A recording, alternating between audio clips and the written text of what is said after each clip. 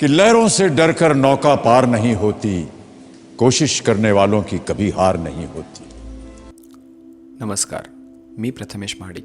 तुम्ही सर्व मला पॅरी या नावाने ओळखता. आणि आज मी हे जे बोलतोय हे मी माझ्या नाही तर पॅरी, रजत आणि दीक्षा यांच्यातर्फे बोलणार आहे.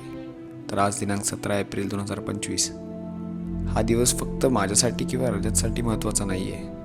हा पथकासाठीही खूप खास आहे.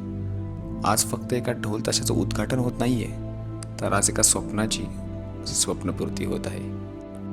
तर या कहाणीची सुरुवात झाली 2021 साली, जेव्हा 2 तरुणांनी ठरवले आपले स्वतःचे पथक घडवायचे. आणि जेव्हा ही कल्पना आम्ही दीक्षाला दिली तेव्हा तिचे पहिले वाक्य होते की कधी चालू होणार आपले पथक.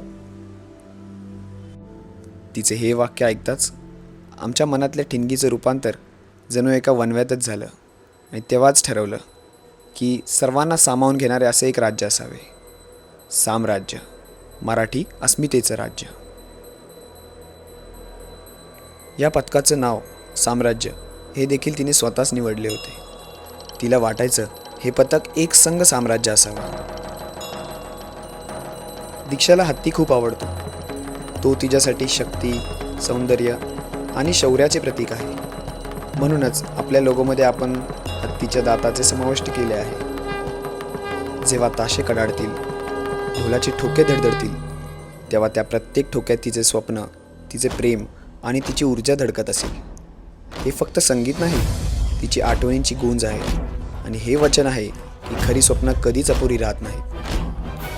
आजचा दिवस आपण खास निवडला आहे कारण आज तिचा वाढदिवस आहे. आणि तिचे स्वप्न, तिचे प्रेम, तिची ओळख आज इथे आपल्यासोबत आहे आणि नेहमी असेल.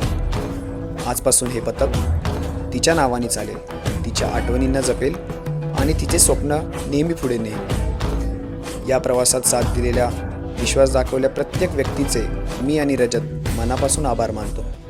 आणि तुमचे आशीर्वाद आमच्या पाठीशी असावे अशी नेहमी अपेक्षा करतो.